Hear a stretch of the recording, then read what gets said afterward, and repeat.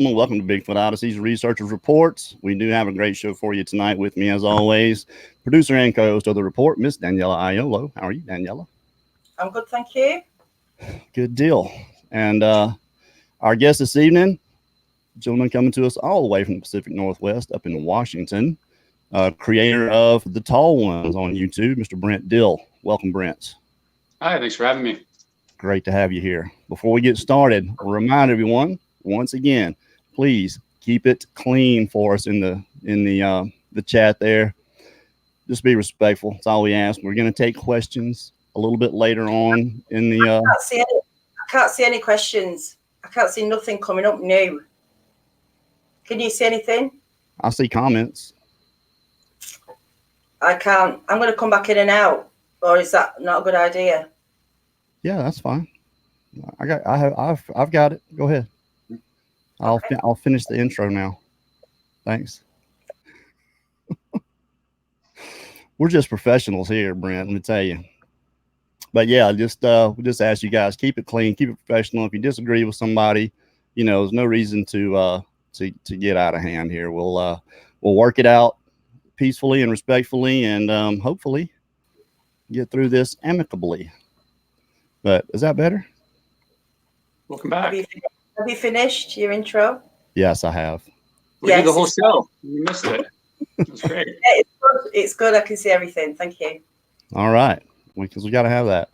All right, Brent. Let's dive right into it, man. What got you interested in the subject? What got you started? Interested enough to want to do what you're doing, to be the kind of steward you are. Well, I think like most people, you just kind of had an interest growing up, the unsolved mysteries, In Search of, Harry and the Hendersons. And so, I've always been fascinated with those type of mysteries and the unknown, just because it's the unknown and it's worth exploring. And, so it wasn't till like the last 5 years or so that I started to go out to the Cascade Mountains. And after learning it's one of the more active areas and everywhere, in the world. So I felt obligated to start going out, and it was like a calling. And I've been going out ever since, and it's just been almost like an addiction, not just for Bigfooting, but just there's so much to do in the woods, just to go explore, find settlements, gold panning, mushroom hunting. There's like endless things you can do that you could do while you're Bigfooting. So it's just, that's what got me in, and now the woods have a hold of me. So. Yeah, it's it's a good thing. People that are more able, especially live in the areas like you live. We talked about that. You're right in the middle of it. So it's kind of fortunate that you actually get out and look for the truth. Even if you're just doing it for yourself. But yeah. So have you had any like really hair raising experiences? You want to tell us about your first experience with them?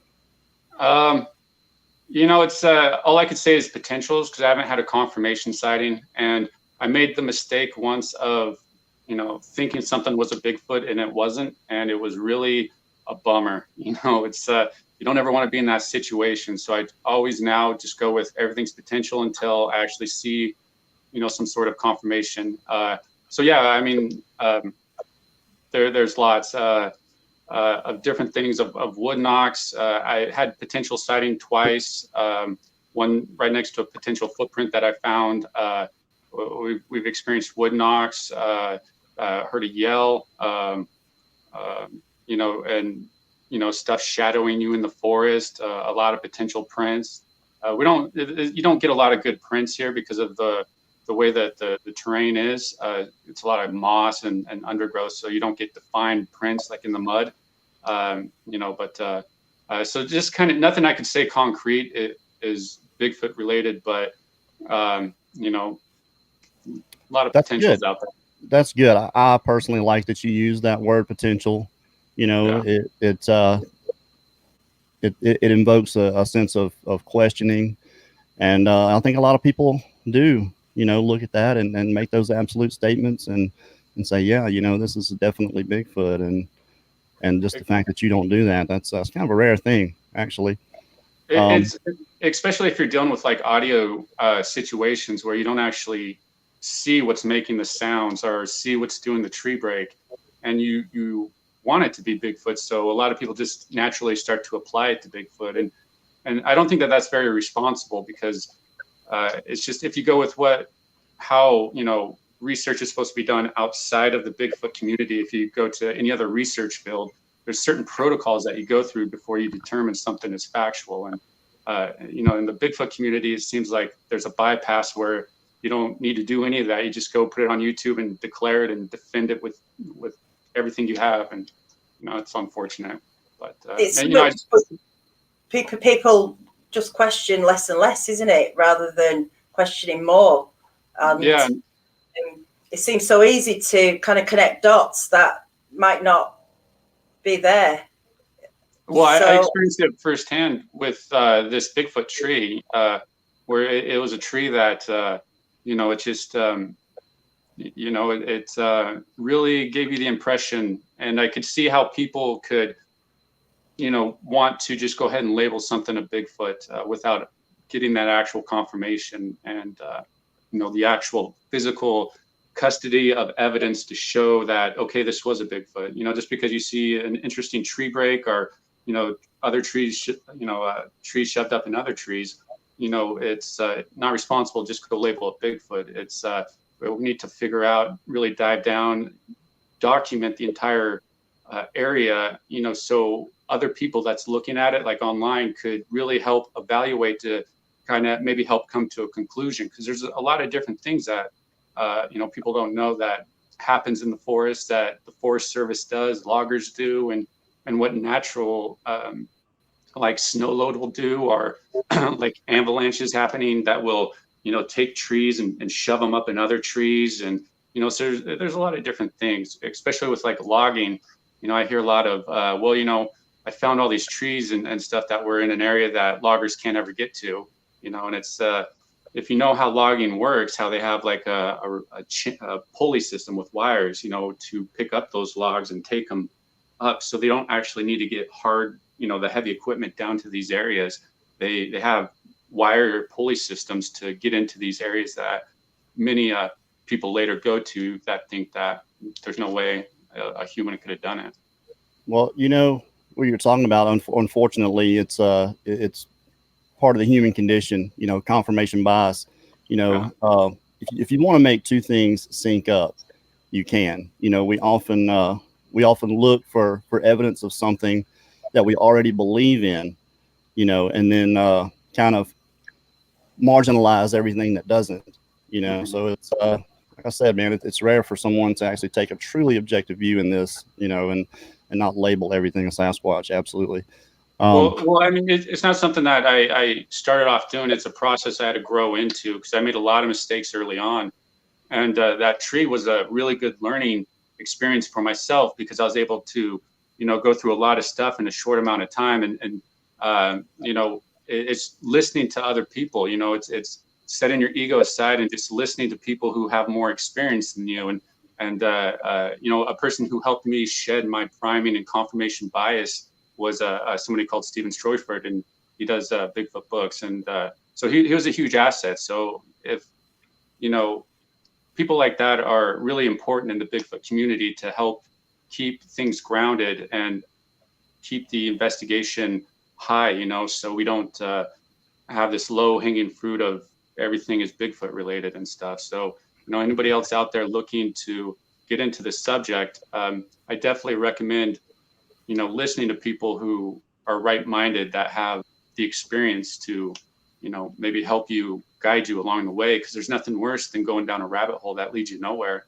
And, unfortunately, you see that a lot with these tree structures and formations of, you just see them everywhere. It's, it's unfortunate. Yeah, and impossible to say this is definitely Bigfoot, isn't it? Yeah, unless you have that chain of custody of the footprint, maybe the video, and but I've never seen that. And I think one reason why is how we collect the information, or the evidence and the information, or everything when we're out there in the field. I think a lot of people are too consumed of playing the role of a Bigfoot investigator, and not really taken the time to actually be a research investigator of properly documenting some of these things that they come across, like the tree formations and structures. I got really good just by putting a lot of time into, trying to learn how everything, how some of this forms, and the information's out there. A lot of people talk about it. Leon, Jason, and a lot of discussions going on. So it's just the information's out there. It's just unfortunate. Yeah, no, I agree. The knowledge doesn't rest in just one or two. I think the knowledge rests in the collective. Especially the nature of the creature being different. Apparently that different places you go, they appear to act differently and behave differently, look differently. So yeah, talking to as many people as you can, and making comparison and taking notes, and thinking critically, deciding for yourself. Yeah, and that's the important thing, is don't take anything just kind of for granted. I know a lot of people have no choice to, because not everybody gets the opportunity to go into some of these forests and stuff where they potentially are, and it's just So. There's a question come up, and it's actually something we were talking about the other night, Brent. And the question is, do you think Sasquatch uses the tree structures to hunt? I mean, I'm guessing as a blind, but we kind of agreed. Being such an elusive creature, why does he need a blind to hide behind? Yeah, so clever and can hide from people. It doesn't make sense for him to use a structure like that for a hunting blind, because they're already the masters of the forest. You could walk right by them and not even see them. I mean, they blend in the forest that well, and so they know, they know how deer act, and so I just don't really understand how structures like that would benefit them for hunting, and are for just a general shelter. Because if you look at a lot of these structures, you have access to them from 360 degrees, meaning a predator, like a cougar or something. If there's a baby Bigfoot in there, hypothetically, a cougar can come from any angle, and sneak up and just take them out. So, it doesn't seem like Bigfoot makes those mistakes. It seems like if they use a shelter or something like that, it's going to blend into the environment where you're not even going to see it, because why would they alert everybody where they are? That's why I really question, that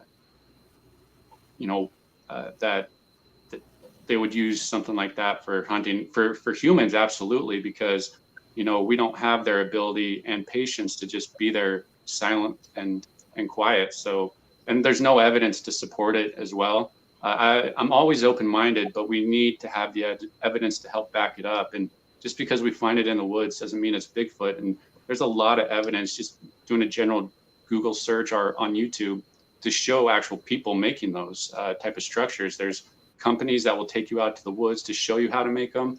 And, there's YouTube channels that do stuff like that. So there's a lot of evidence to show that humans do it, but unfortunately I haven't seen any that a Bigfoot has done it. And if people have that evidence, they need to hopefully have it all in line, for the chain of custody. So other people looking at it will not have to have them, really argue the point that it's real. The evidence will speak for itself. The chain of custody will speak for itself. Because when we get evidence at that point, then that's where we're actually making progress. Where we have to fight or defend evidence, it's just probably not even worthwhile.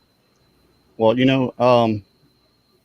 what we found in our 8th episode, we were with Bill and Sheila Tucker, and you can see what we found there was there's a deer trail. And if you're looking at this from an ambush type predator point of view, what we found were a bunch of hardwood like limbs and brush, not a lot, just a little, piled up next to this deer trail. And there's no hardwoods around. It's mostly pines and fir trees in this area. And it's in, you can see it in episode 8 there. And it just looks like, to me, it looked like where something had sat and waited in ambush for something to come by. I'm not saying it's evidence, but I mean, if you go and look at it, it's hard to think, when you look and you weigh the source of the information, Bill and Sheila Tucker, this is their property. It's fenced in. Nobody ever goes out there. It's just them, and they're, late 60s people that have Sasquatch on their property, have got documented interactions after the fact. They have a few pictures, decent images, actually. But when I saw that, that's the first thing I thought, what a good spot to sit and to wait on a deer to come by. Not saying that's what they did, but it was kind of like I said, different places you go, these Sasquatch act differently. I think everything is opportunistic. I think it's situational. If it's a situation where that can happen, to me, they want to hide. They want to get behind something always and be out of view, whether it's from us. And you think about a deer with something that's got heightened senses such as smell and hearing, not necessarily vision, but much more than us. I think you'd have to be a little bit more concealed from animals like deer, because they know their prey. They're always on the lookout. Yeah, they're very aware animals that are gone just at the slightest bit of stress to them, and there's it could absolutely be a Sasquatch type structure there that you're talking about, and I come across a lot of structures and tree breaks that I feel are potentially Sasquatch related. So I don't dismiss that structures aren't a part of their life. It seems like if they're living out in the woods, they would do something to the woods. It's just we can't prematurely go say, yeah, this is a Sasquatch area or a Sasquatch structure, and exactly. I'm telling you that only because I'm saying it, and there's no evidence, So there's tons of it. Yeah. There's no image. There's nobody standing there looking at them behind it. But when you come up on something like that, it's surely hard to understand how this got there otherwise. That's just, to me, you talk about the structures and the big ones, the ones that are 8,000 feet up the mountain, with 2,000-pound aspen trees stuck together. It's really hard to explain otherwise, as far as I'm concerned. Of course, I'm not there. I'm looking at someone else's depiction of it and how they are presenting it. So like I said, it comes down to weighing the source of the information and trust these people. That's really important too, is the source of the information. And because if you're dealing with trees and other trees up in other trees at an elevation of 8,000 feet, so that it's at that elevation, you're probably going to get 20, 30, 40 feet of snow in some areas if it's on a drift side. So there's a ways for those type of trees to break uphill or get caught in a slide and then just kind of make their way down in there. And as things start to melt and dry out, it just kind of starts to weave its way kind of in there. I've seen storm damaged trees like that were able to weave themselves in other trees. And at first I thought it was Bigfoot related. I'm like, wow, this is amazing. And then, if you really learn a lot how the forest works and everything, it's amazing what it could do. So for something like that, that's always a good potential explanation for why or how those trees get up in those type of situations. And it doesn't mean it's not Bigfoot. It's just because I've seen some stuff that's like makes you think that I haven't even been able to vet out. I don't know what's causing it, like wood knocks and stuff. We've encountered those, and I don't know what's really causing them yet.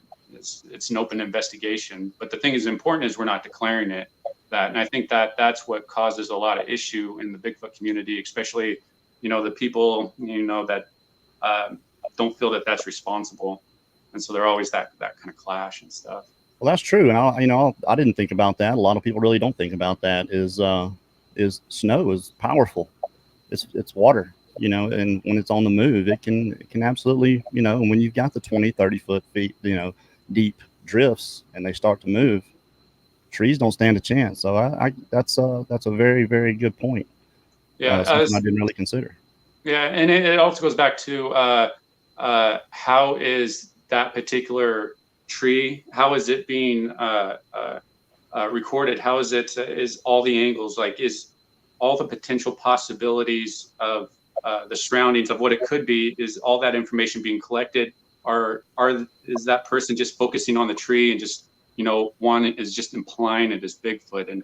And so how we can learn to kind of navigate is to, understand, the people who don't have that chain of custody are the ones that, you might not really want to fully believe 100%. They might be enthusiastic or something, but there's a proper way of going about it. And it's not my voice. I didn't start that stuff. It's how research is and stuff. Right. I'm sorry, Danielle. I'm not trying to take over here. I'm just, I can't help it. But what you're talking about, I think it would be beneficial for more people to step back, get that 30,000 foot view, get a good collective of, like you said, chain of custody of everything that's going on around, this particular, point of interest, and finding your point, weighing, like you said, weighing the source of the information, and making, a cognitive, rational assessment whether something's valid or valid. Yeah. Well, here's two things that I think is one of the biggest causes for bad information in the Bigfoot community, and that's priming and confirmation bias. Priming is like, for instance, I'm telling you there's a Bigfoot in this area. The Bigfoot will do this, this, and this. And so I'm priming you up. So when I take you to the area and, stuff starts happening, your brains are automatically going to be like, oh, wow, this is validation and stuff.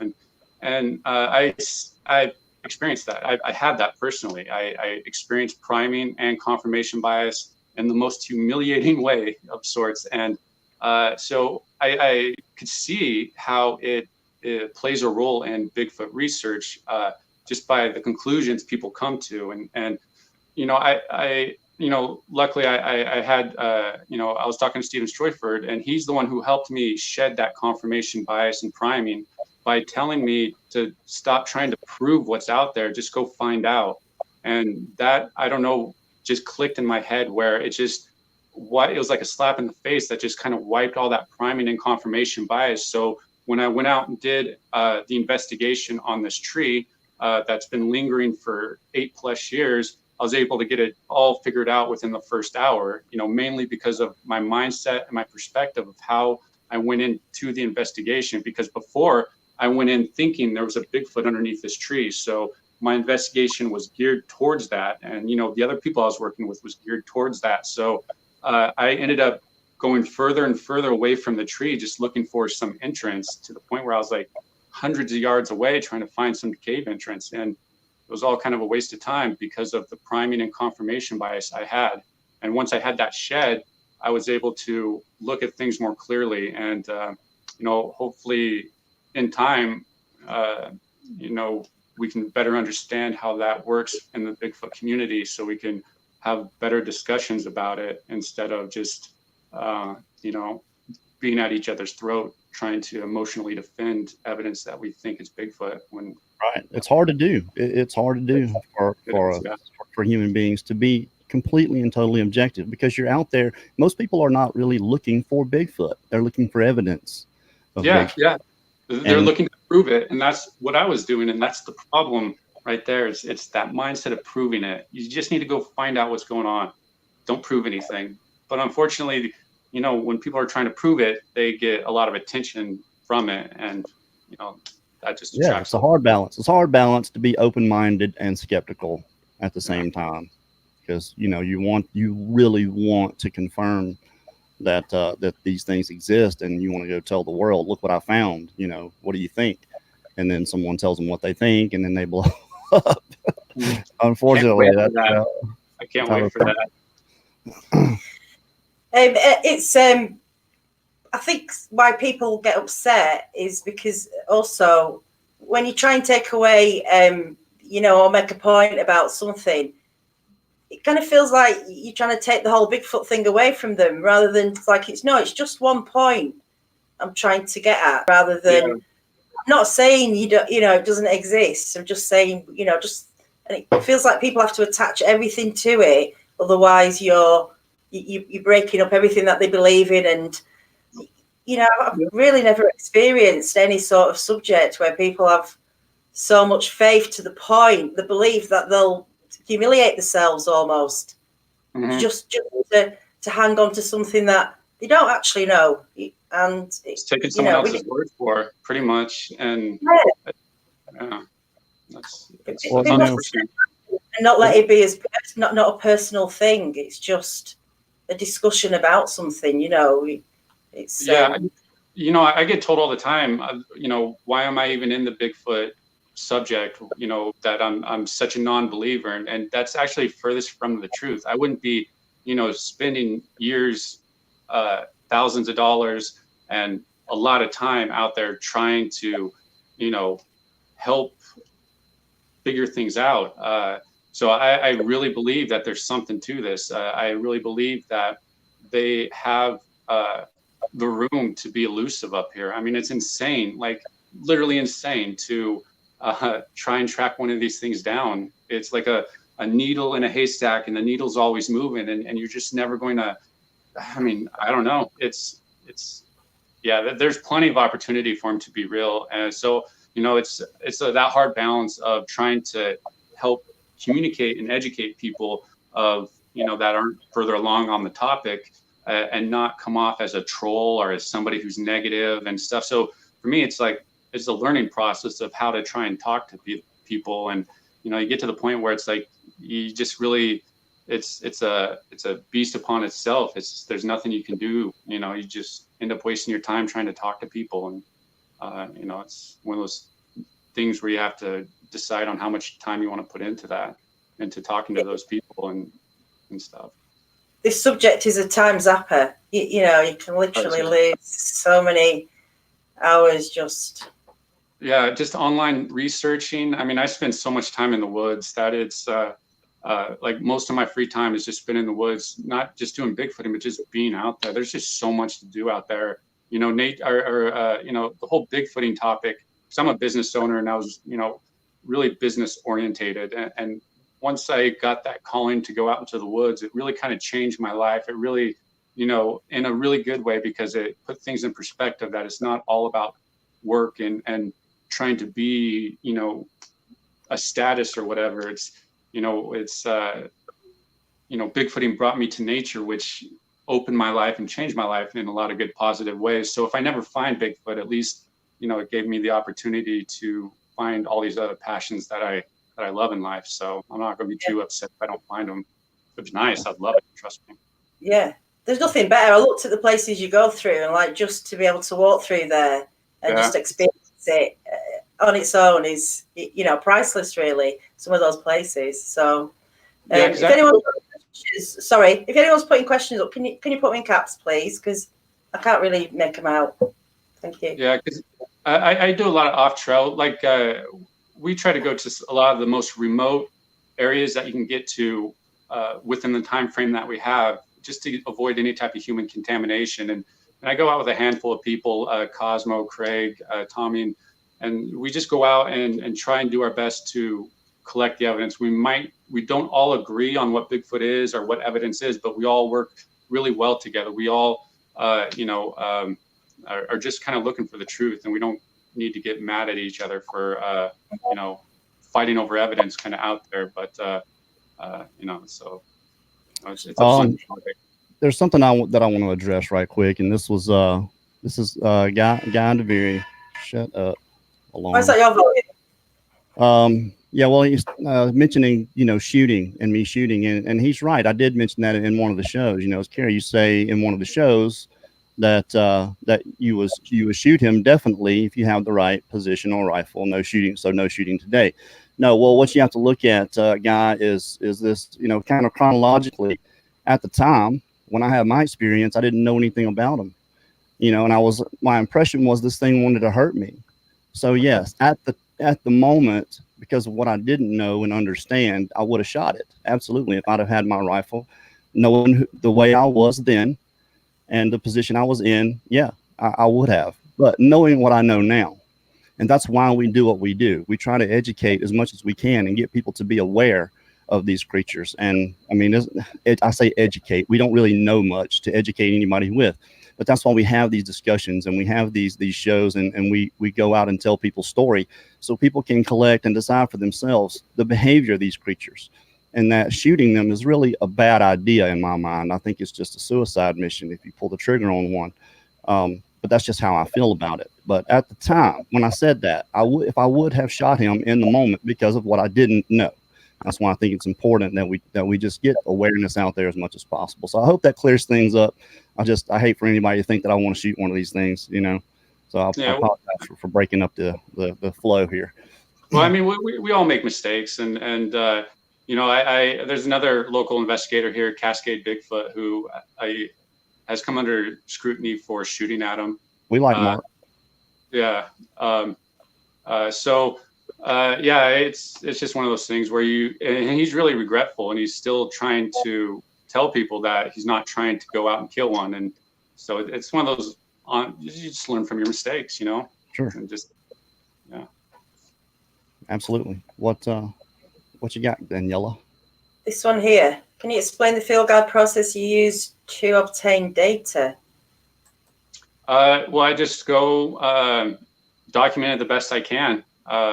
There's no real field guide in this. It's just I go out to areas, I collect potential evidence, and that's all I can really do is collect potential evidence. I can compare it to other stuff and compare it to previous and all these other different things. I mean, I'm sitting on gigabytes of potential evidence that there's really nothing I could do with, because I don't know if it's Bigfoot related. I can't put it out there because that would be really irresponsible. So there's no real field guide. It's just go out there, document it the best you can. If you see a tree break, document the trees. If you see a tree leaning up against the other tree, try and document where the roots came from. You know, see if you can figure out where the roots are, because on many occasions I had to dig to find the root system because it was covered up by the deadfall and stuff, the undergrowth, the leaves and stuff. So, you know, you have to go dig for stuff and be really diligent to vet out the potential evidence the best that you can,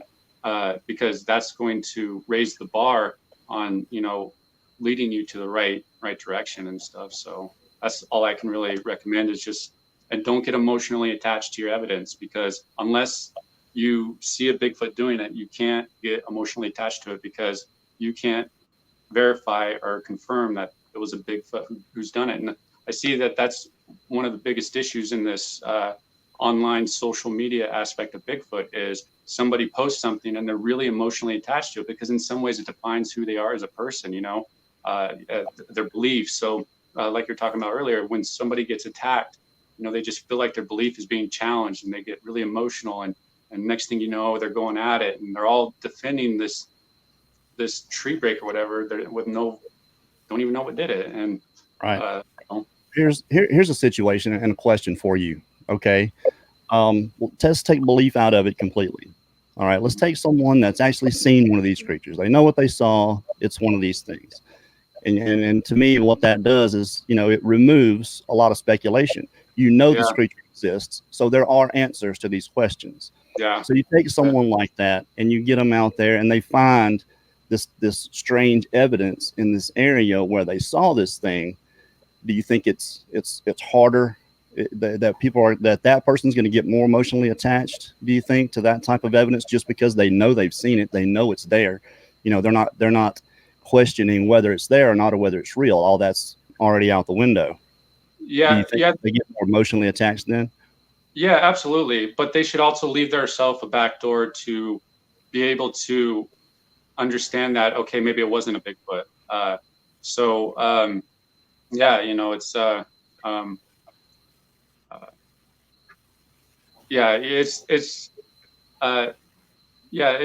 it's okay to have other people say your evidence isn't Bigfoot.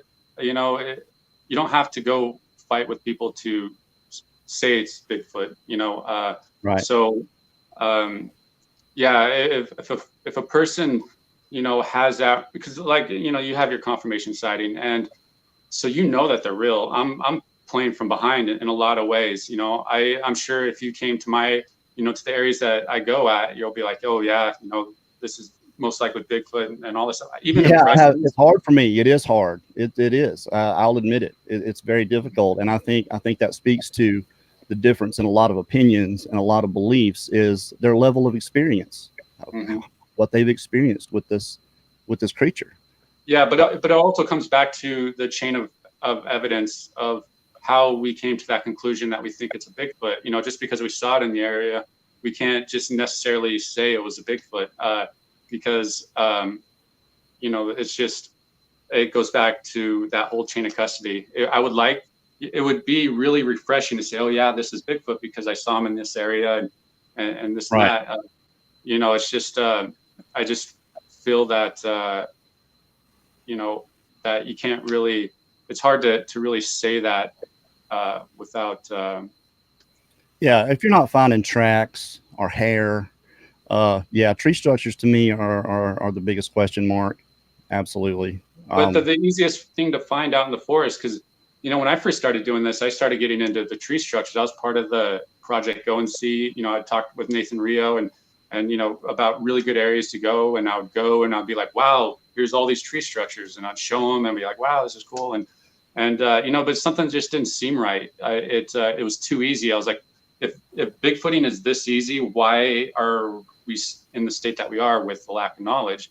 So I started to go to all these other communities, such as logging communities, bushcraft, off the grid, anybody that dealt in the forest, you know, search and rescue, mushroom pickers, and all this stuff. And it's really insightful to see all these other communities that deal with the forest, that go into the forest, that manipulates the forest, that, you know, sets markers in the forest, like mushroom pickers. They're really kind of notorious for setting up markers just to kind of show their you know, to have their area and stuff. So yeah, people don't realize how big bushcraft is. yeah, It's a big thing. A lot of people go yeah, out there and just make stuff, you know.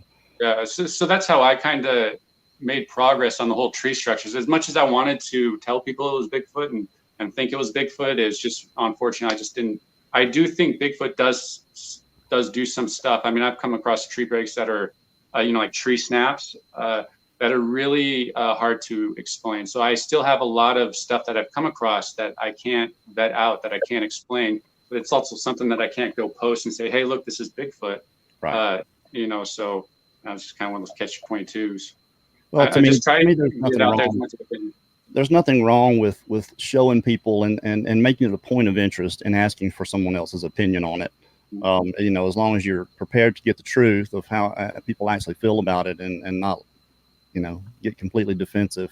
I was talking about that the other day on our Facebook group. People calling me about Daniela and how they run the Facebook group, our Facebook group, and telling on them. Yeah, well, we also have to. Yeah, we also have to understand when we're talking to people in text form that we lose a lot of information that we usually get from people. So we don't understand. Like, I'm trying to really learn how to talk to people where I don't come off sounding like a real jerk of saying, well, you know, that's really not Bigfoot evidence. It's this is really the likely cause. So for me, I'm still trying to personally learn to talk with people. And, you know, I know, you know, some people it's just not impossible of, you know, just trying to, you know, get that information off. This is Brent, do you have a close friend or someone you trust that has had a sighting? That's Shane Carpenter. Yeah. I mean, I know a lot of people who's had sightings, and you know, Cascade Bigfoot, he's one of them. Has a lot of interesting experiences out there because we kind of investigate the same area. He contacted me when he saw one of my videos because I was talking about this structure that I found back when I thought structures were something, and he emailed me and he's like, dude, you need to get a hold of me right away and stuff. And he's like, he was telling me that was the area where he had, you know, all this different type of Bigfoot experience. And you know, my buddy Cosmo, I go out with him quite a bit, and he's had some really, you know, not a confirmation sighting, but he's had some really interesting things happen that, you know, if Bigfoot exists, it's most likely Bigfoot doing it.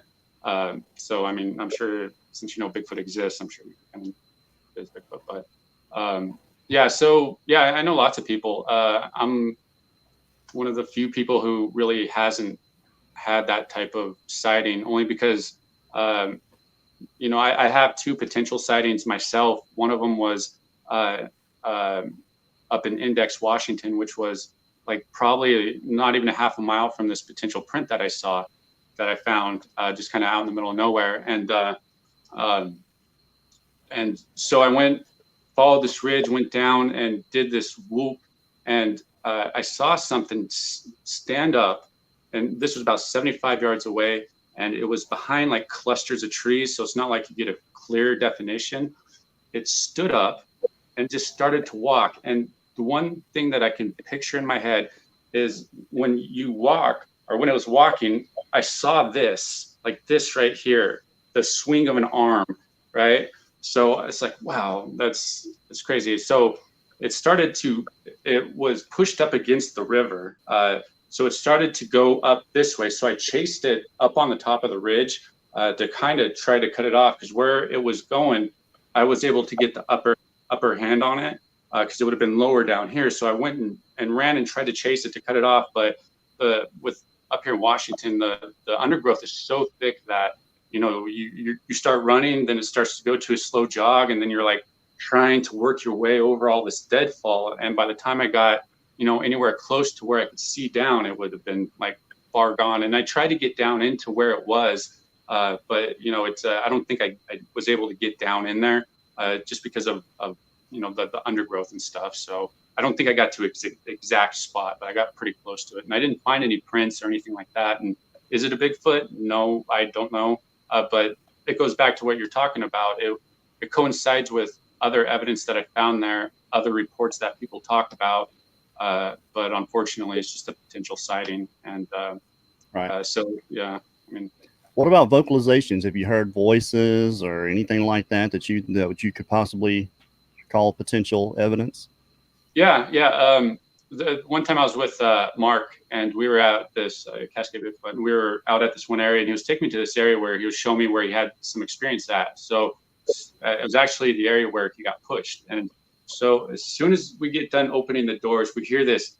It was like, you know how like Sloth from the Goonies or something goes, "Arr!" It was like the only thing I've never heard anything like that before. You know, it just seems like it was an alert, like, hey, somebody's here type of thing, because I've never heard anything like that before. So that was the only real potential audio sound that I've heard. I mean, there was that Bigfoot tree where we all thought that there was growling, roaring, talking, and all that stuff, but it actually just ended up being an embedded branch up top, where whenever the wind blew, it would pull on this embedded branch and you know, just make the weirdest noise. It would shoot the sound underneath the tree, so it would vibrate your tree, or underneath the tree, it would vibrate your feet and stuff. So the ground's actually shaking underneath your feet, and the sound and vibration is so powerful that it's like deafening at times, where you can hear it over the river, you know, over 100 yards away, and it's the most amazing tree.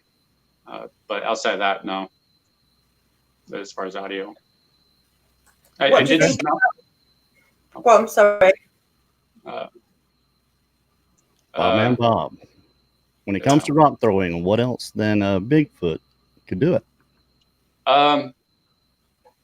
Yeah, not really much else. Not really much else. That's, yeah, it just seems like it's either some crazy homeless man or it's a Bigfoot. And, you know, obviously Bigfoot's well known to do those.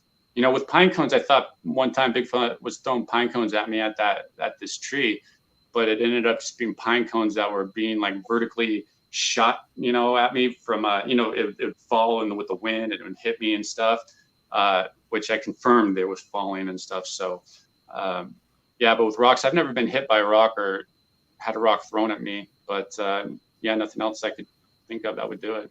I mean, like I say, I'm not a skeptic, or I'm not like a hardcore skeptic where I don't think anything is Bigfoot. I think, you know, if Bigfoot would absolutely throw rocks. In fact, I think that's probably how they would hunt. You know, if you think about it, why chase down a deer when you have like a good old rock you can just take and boom, I'm sure with their strength and power and accuracy, because that's all they have time to do, you know, that they could probably take a deer out mid-stride, no problem. You know, they could probably go play for the Seahawks, you know, as a quarterback or something. Yeah, Mark talks about getting hit with rocks and rocks coming in really fast, and heard it a lot. You know, it's almost it's really, what else out there can do that? I don't know, unless it's somebody, you know, good enough to stay hidden from you, and they just are out there. Please ask about the supernatural aspect. I'm really interested in the opinion of this young man. Mr. Yeah, I'll tell you the story. this one time I was, I like to get up, I like to do amateur photography. So I like to get up like pre-dawn and go to these areas, just go to these remote areas just to take pictures of the sun, the morning light, the golden hour. And I remember I was up on top of this mountain and I was looking across the ridge and I saw this light just kind of floating, across the valley area. I'm like, oh my God, this is it. I'm having an orb experience. And, I start looking closer and it was actually a truck on the next ridge over with really high lights that went over. But to go back to the question, I haven't had anything supernatural happen to me. I have a lot of friends that have. I'm open to it. It's just one of those things like with Bigfoot, you have to kind of experience it to really be to believe in it, to really to know it, to know that it's real. So I'm open to it. I put myself in situations where if something happens, I'm not going to reject it out of some bias that I have that it couldn't be real. So I'm definitely open to it. I just really need to see it because I see how sometimes conclusions came to on the metaphysical aspect of Bigfoot, and I don't think that it probably has anything to do with Bigfoot, but with some of these claims are. But I'm open to it. I mean, for all we know, Bigfoot could be an ancient, higher type of life form that was always here. That maybe it's something like that. I don't know. That that are just higher type of people. It's for all we know. I mean, I don't know, but it could be there are those camps out there. They a lot of people call them the woo train. Yeah, and I have a lot of friends that are woo. I was woo for a little bit, but I was woo curious. But so I have a lot of friends that are woo.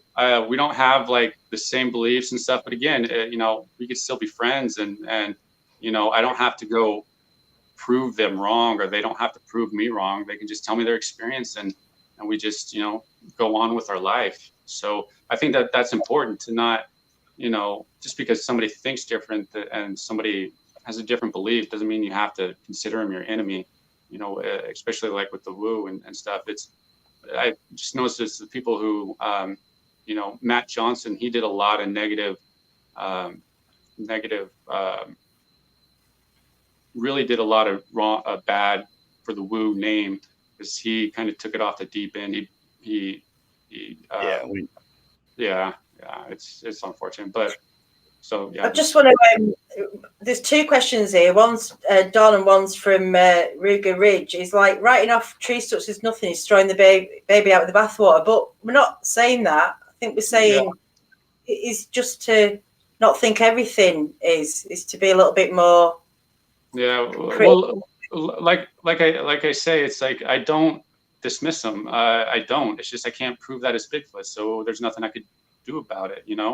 I can't go post online and tell everybody it's Bigfoot when I can't prove it. There's a lot of people who do that I think are irresponsible because they don't provide the chain of custody and just tell us that that's what we should think. So yeah, it's not like I log those. I videotape them. I log them. I have a GPS.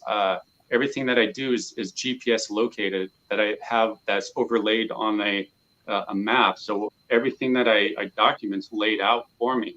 So I don't dismiss those. It's just, what do you want me to do with them? I mean, I can't show that as Bigfoot type of thing. Right. Has that counted that for you, Don? I hope so. Yeah. I think Don was just wondering why when you speak in the past tense, that back when you thought structures were something. When I thought every structure was Bigfoot. When I was naive to not know what all these other forest community organizations out there do, and other possible natural causes before you were aware of those things. So I think that's what you meant. All right. Well, how are we looking on time? Oh, we're doing good. 10 minutes. Do you want to do some more questions, if we go over, no big deal. I got nothing going on. It's just a shame. There's 212 people watching. Well, you've got a couple of prints. Do you want to show? Should we show them? Possible prints, potential. It's all one print that I found probably about less than a half mile from that potential sighting that I had. And it's not that. Sorry, everybody. That's not a print. That's not a print. No, well, that's something that you found that was a possible. It's half a rabbit. Sorry about that. If anyone's makes me hungry. Rabbits. Oh no. I'm a meat eater. What can I say? So that's a possible that one.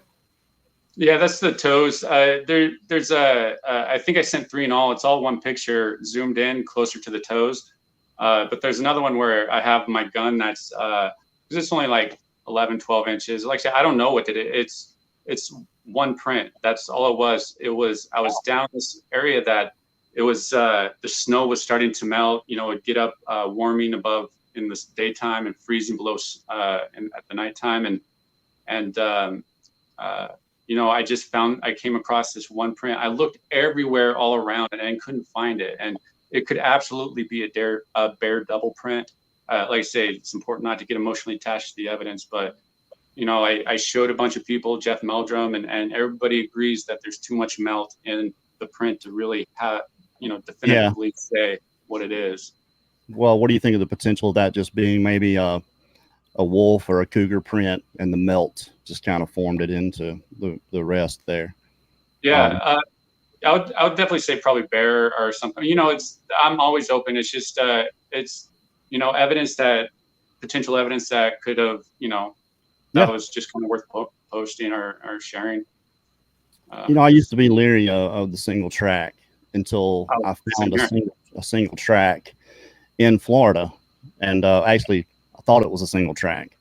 And you know, we're walking through, and this massive foot, and there's no doubt what it is. But there's no other tracks anywhere around, and it's a left foot. And then we take pictures of it, and we move on, and then 30 feet down, just off the edge of the trail, is the right foot. 30 feet. So I mean, and then couldn't find anything in between, and it was, you know, relatively the same substrate. You would think that, you know, so did it jump? 30 feet? It's a long way. I mean, not saying they can't do that, but I mean, it was the only explanation I could come up with was this thing was here and maybe heard somebody coming and just jumped, you know. Well, I mean, even with that, I haven't seen the prints, but it would give an indication that there was a hard impact. So it'd probably like throw whatever type of ground it was out.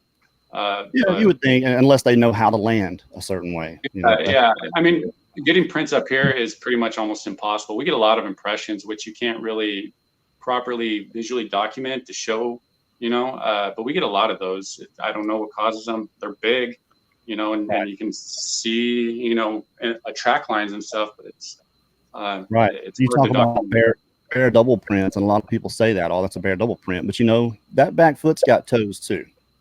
And if it's double, you should see that row of toes in the middle, you know, to make it, you know, 16, 18 inches long. I promised everybody last night that I would have some pictures for them taken in the area that we're going to be doing the expedition. And we've got some foot tracks, some footprints. You want to show those, Daniela?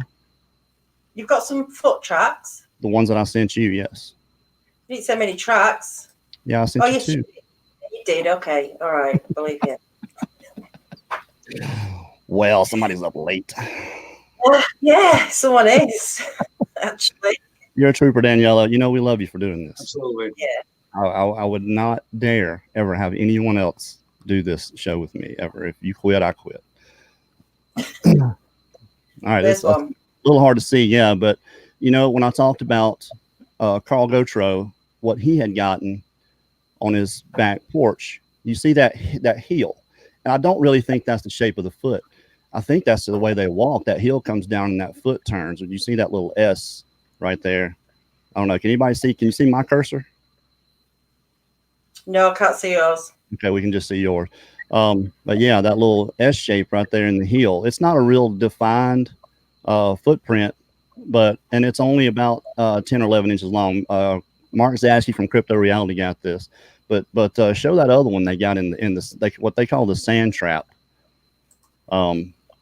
This one is there's no doubt what it is. It's 17 inches long. It's Oh, yeah, that's a bit too close. yeah, it's a little Oh. close. And I mean, there you go. That's a massive track. And that's not a double bear print as far as I'm concerned. To me, it shows everything. It shows the mid tarsal joint. I mean, and there were that's actually a line of tracks that are about 55 inches between steps. But that was the clearest, most definitive one. It just kind of think it's strange how that foot doesn't make contact that much right there in the middle. But well, you also have to wonder too is if Bigfoot, because you hear them going down on all fours too. So if Bigfoot goes down on all fours, how does their foot really position in the ground? Is it the same way, or do they walk more on their end of their feet? Because they're bent over. So I wonder if footprints different when they're walking on all fours. But you'd think we'd find like knuckle prints and stuff. But I mean, I don't know. Yeah, and actually they do have some that have handprints. I would tell anybody, if you want to show some of those pictures, Danielle, and I'll talk about them, but that's the area we're going to do the expedition in where this was. And it's actually within a couple miles. The area that we're going, I've been and had them all around me. All right, this is a little bit grainy, but I mean, that's one of these creatures. You can see him. He's looking to the left. That really long apish upper lip and mouth, and he's actually got another picture. If you go to his Patreon, and you'll see the other picture that goes with this. The mouth is wide open, and I tried to get that one from him, but he couldn't find it. He wasn't around his computer where he could send it to me. But that wrinkled forehead, and you can kind of see the white in his eyes, that wide nose. He's looking off to our right, stage right on that one. Looks a little bit grainier on here. The picture I have is like really, really clear. It looks a lot clearer on a much smaller. It does lose a little bit. Yeah. I've seen a lot clearer. Problem we have with digital, but yeah, I wish I would have had that other one with his mouth open. But yeah, that's one of them right there. We've got much more clear than that I wanted people to see. We'll just see how it translates when it's shown up on here. Right. If anybody wants to see them smaller. All right. Wow, that's really close. Too close? Yeah, well, if you want to use your cursor and point things out, Daniela. So we've got the nose here. Hang on. Well, no, I can't see your cursor. I can't either. You can see that big, wide sub-Saharan South African nose. It's just a face poking through the bushes, but you can see the eyes, the white in the eyes, the huge nose, corner of the mouth, and there's actually two pictures. You can see it kind of pushed its face up a little bit closer, but they heard this thing walk up, and he held his camera up over his head because, yeah, that's a little bit better. But look at that huge nose, and that's about 9 feet where that thing is sticking its face out. But they heard him walk up. They were throwing apples. And he walks up there and pokes his face through the bushes. And I hope everybody can see that, how these creatures look. A lot of these creatures look down in South Florida where we're going. I mean, that's a monster. Scary stuff. Yeah, looks like a good spot. Yeah. Can you see that, Brent? Could you see that face there? Not really, but just because it's so small, but I can. Oh, you have a small screen. There's the first one. Yeah, you can kind of make something out there. Yeah. You always hear, when we're blowing it up like this, it really does. It looks a lot clearer when it's much smaller. Yeah. Go to your Patreon. If you don't have Patreon, it's easy to download the app. Go to Crypto Reality. It's $1.99 a month, and they've got hundreds of videos and images in there that will just blow you away. I mean, a lot of stuff is hard to see. A lot of people, they just don't know what to look for. But there's actually a lot better one in there, Danielle, that I sent you. The one that we captured with the drone. We were actually only about 100 feet away and had the drone hovering about 12 feet off the ground. And Mark's got the video of this on his Patreon. And you see it. It leans up and looks at the drone, and it's just the clearest. But it's not what you'd expect a Bigfoot to look like. To me, it looks like a big, ugly person with microcephaly, pinhead syndrome, is what it looks like to me. You know which one I'm talking about, Daniela? Well, there's two left to put up. So yeah, the big voluptuous lips.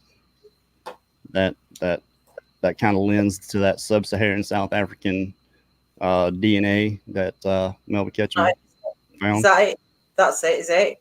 No, that's not it. That was hard to see. This guy right here, you can see him. He's leaning out like this. He's got his head leaned out. I call that grandpa. Looks like he's got a grandpa beard, but you can see that ball nose in the middle and those big round cheeks and forehead. And you didn't leave it up there very long.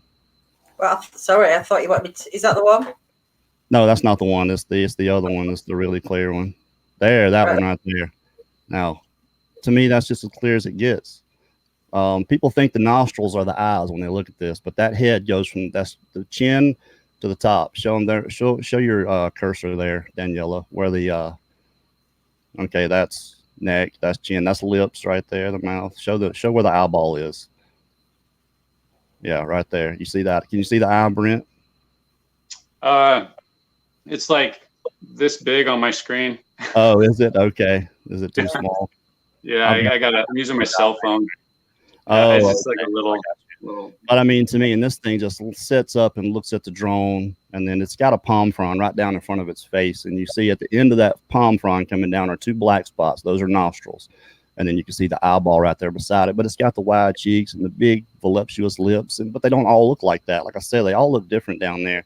But this is the place we're going to do the expedition, and I wanted people to see these. You can see all this stuff on Mark Zaski's Patreon. I would anybody just go do it. Spend $1.99 a month to look at some incredible Bigfoot evidence, and then they've got some pretty well put together videos too. You know, in the beginning, Mark was telling a lot of the story, and they got away from that and started just presenting the evidence as they found it. You know, but you can watch some of the stuff they got. To me, it's the most incredible stuff. But I mean, all it does is validate what I had seen. When I saw him putting that stuff out, I contacted him immediately. That was in 2016, and we hooked up, and he actually got me out in the woods for the first time. So thank Mark Zaski. You got to know what they sort of look like to see them in the pics, and that's true.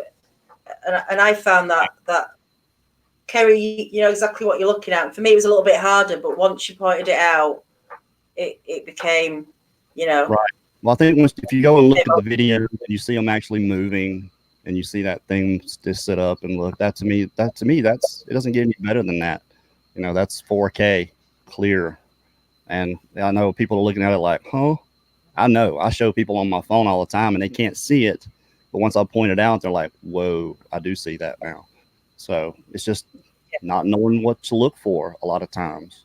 Mm-hmm. And that, but if you look for that bone structure, that hominoid, heavy brow, nose kind of shoved up high, big cheeks, prognathic index, mouth, you know, they all that's pretty much the bone structure, you know, but the soft tissues change with them. And he's got some on there, especially a lot of his intros, where that Melanie caught, where you see this thing blink. And it's the most incredible thing that you'll ever see is when that thing blinks, that big, huge eyeball. It's crazy, but that's where we're going. So, you know, our chances of getting these things on film, I think, are really good with the amount of people and the type of equipment that we're going to be taking, just because they can't get away. They got to stay in the canopy. I just had a question. Sorry, I just had a question pop into my head. You know, like, because obviously I've never been over there and I don't know what the landscape and everything. I know you're saying you go to Florida and it's swampland. So what sort of food would there be down there for Sasquatch? There's not going to be deer in swampland, is there? Oh, yeah. Florida's got the second or third highest population of white-tailed deer. Right. Yeah. Okay, I wouldn't have known that. There's like 1.8 million white-tailed deer estimated in the state of. Yeah, okay. 30 some odd million in the lower 48 of just white-tailed deer. So when you think about that number and how elusive they are and hard they are to see, you know, plenty to eat for Sasquatch.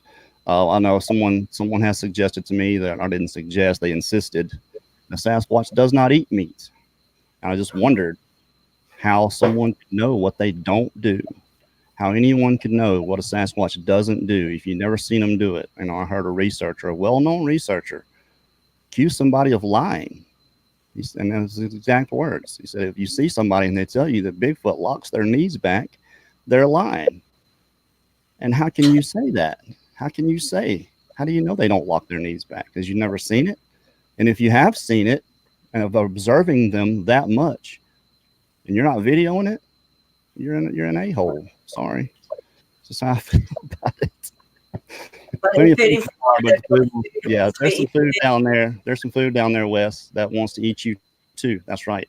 And we're going. I would be terrified to go do an investigation down in Florida because you guys down there, man, there's just like snakes and bugs and alligators and all this stuff that'll just eat you and like make life living hell for you and stuff. There's a reason we chose the time of year we're going. Where we're going is a place where it's public land, but it's where they put the problem alligators. They set up the big 14 to 15 footers. And that time of year is alligator mating season, which is an advantage for us, that they'll be more mobile and vocal and a lot easier to see and not really so much laying in ambush, but they'll be fighting with each other. And we're hoping to get some good footage of that. But, beyond that, there are 400-pound razorback hogs down there that will just, strafe you, just run at you, run by, get you, and keep running. And you're laying there, bloodied, period. But yeah. we're gonna have a lot of fun down there, absolutely. But those are some of the things that I'm hoping we capture, and make that part of showing people the struggle and how difficult it is to get some decent evidence that these creatures actually do exist. Yeah, well, evidence that will that is really viable, that you don't have to explain or defend or anything. You guys got a lot of good potential, especially with the drone that you're going to be using. I'm a huge advocate for that. I think that's going to be the only way to really kind of get this done is through, the thermal imaging type of drones out there. Well, we're actually looking at some Doppler equipment. You can't buy it, but you can rent it. Mm-hmm. And it's a military style Doppler. The only problem with this type of Doppler is if you get too close to it in the front, it'll microwave you. But Doppler sees through trees and can detect heartbeats. So we're hoping we can get our hands on something like that. And why no one else has thought to do this, I don't know. It could be a reason that you can't purchase this type of equipment. And we have to go through an act of Congress just to rent it. But we're going to try. There's also another type of camera for nighttime. It shoots in infrared, but converts the image back to visible light. And anything that has a heat signature, it's not a definitive, but if you're just trying to locate, it penetrates the bush. Mm-hmm. And where FLIR doesn't really penetrate the bush that much. Not where we're going to be anyway. But the type of FLIR we're going to use, you can set the ambient temperature. So what you're going to see in the film when there's FLIR footage, it's not black and white. It's going to be very clear. Anything cold is going to be blue to black and lighter blue, and anything warm is going to be red, orange, white. So the contrast in it, the demo that I saw for it is incredible. 200 feet out, and you can see the guy smiling. So I've checked into it. There's a lot of good, equipment out there. Some I would definitely recommend is, prior to going down there, you should talk to the local search and rescue group, and there you could talk to people who really know that area, the insides and outs of that area, so you can maybe get more potential information. More importantly, they have the equipment that you're talking about, because a lot search and rescue is just volunteer basically. So a lot of people have those like $4,000 or $5,000 drones that are used to the exact cameras that you're talking about. So it might be a good source of a way to maybe get some more drones up there and maybe get some more, perspectives or something from that area. Right. Well, we're trying to secure a second drone. The drone that I have is the camera attaches to it, and just to buy it outright is $24,000. It's third generation. It's HD, and that's why they're so expensive. But I'm getting a real deal on it. The guy was so cool. But we got Mark Zasky going, and he's going to be directing the search. He's got over 500 expeditions in this place. Mm-hmm. So Yeah, it's always good though to get, you know, 'cause, I'm sure he's a really good resource down there, but it's always good to, I've always felt, to go talk to other communities, because I've learned a lot about areas up here just by talking to, you know, search and rescue people that's been going to these areas for 30, 40 years looking for people who've been missing. That's why we got Mark. You know, he grew up there, you know, born and raised there, been in those woods his whole life, but just looking for Sasquatch, having 4 years of research in this particular spot.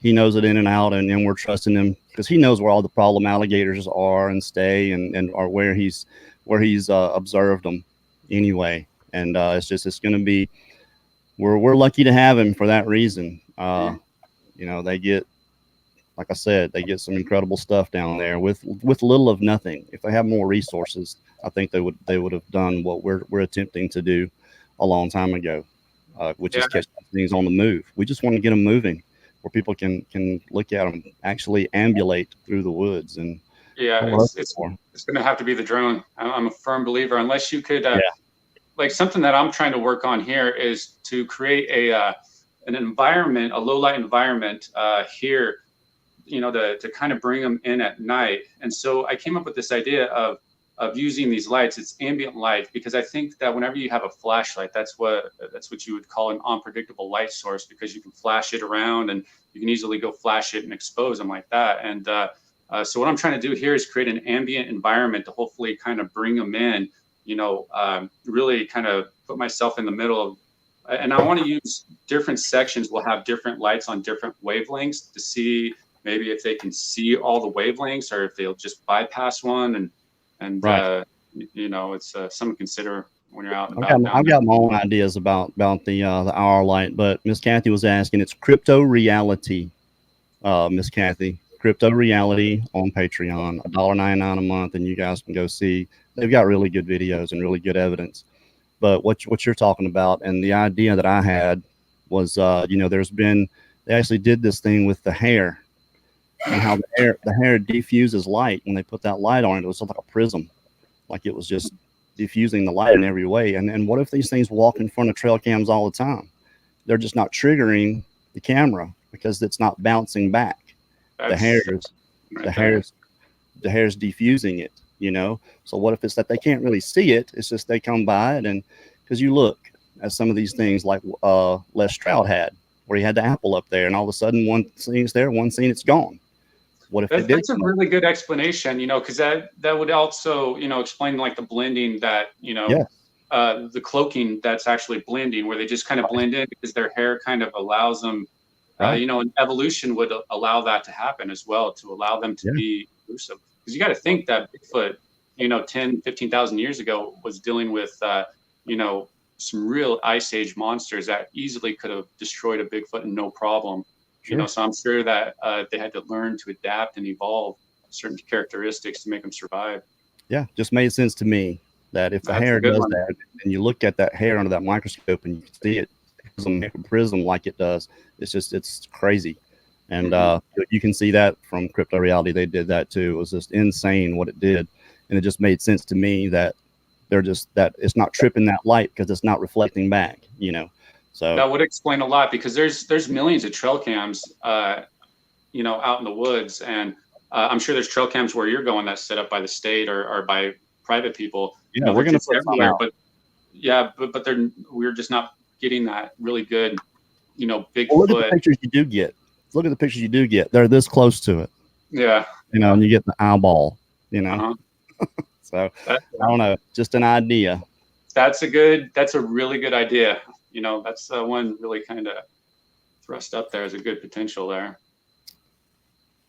Let's see. Zasky is a nut and it's crazy, but he is the exact crazy you need for a trip to the Florida swamp. Yeah, you're right. You need crazy people to go out there. He's actually calmed down a whole lot, y'all. Mark is he was very passionate when he first started, but I think I think when you're in a situation like that and you know they're there, and you're trying to tell people these things are there, and all the feed, all the stuff that you get back at you, it can kind of drive you that way a little bit. But Mark's he's a great dude. He really is. You get to know him.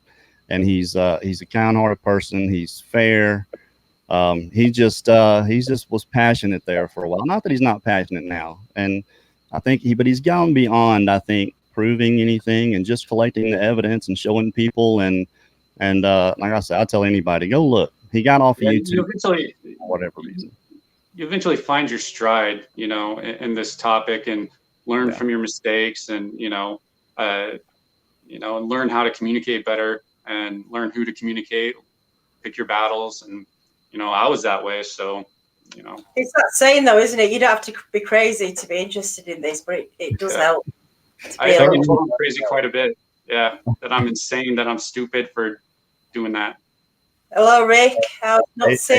Agent Arnold. Well, hello, Agent Wells. How are you, sir?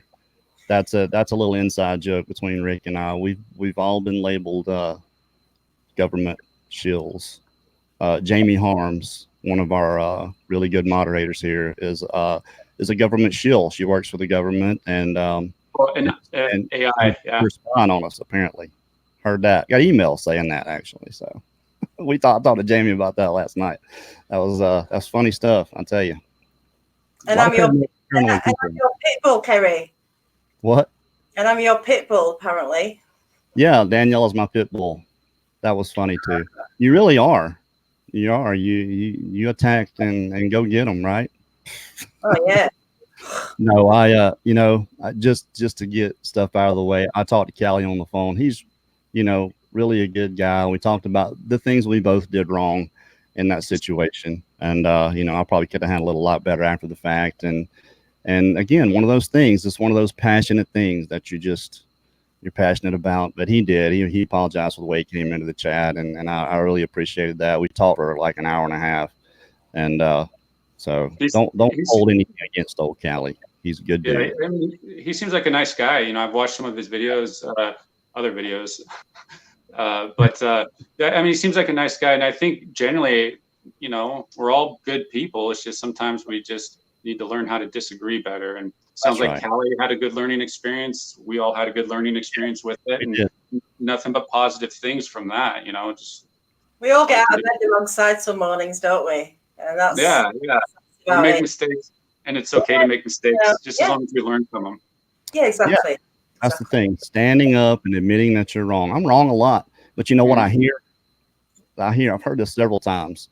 Is Kerry, what makes you so right and everybody else so wrong? I mean, a very hyperbolic statement or question, And that was another guy I consider a friend did that, and it was amongst all this other drama that was going on. And I'm like, I'm wrong a lot all the time, but maybe that's just how people see me and how they perceive me.